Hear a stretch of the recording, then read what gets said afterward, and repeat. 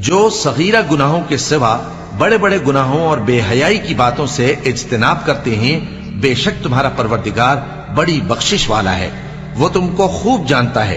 جب اس نے تم کو مٹی سے پیدا کیا اور جب تم اپنی ماؤں کے پیٹ میں بچے تھے تو اپنے آپ کو پاک صاف نہ جتاؤ، جو پرہیزگار ہے وہ اس سے خوب واقف ہے۔ بھلا تم نے اس شخص کو دیکھا جس نے منہ پھیر لیا اور تھوڑا سا دیا پھر ہاتھ روک لیا؟ کیا اس کے پاس غیب کا علم ہے کہ وہ اسے دیکھ رہا ہے؟ کیا جو باتیں موسیٰ کے صحیفوں میں ہیں ان کی اس کو خبر نہیں پہنچی؟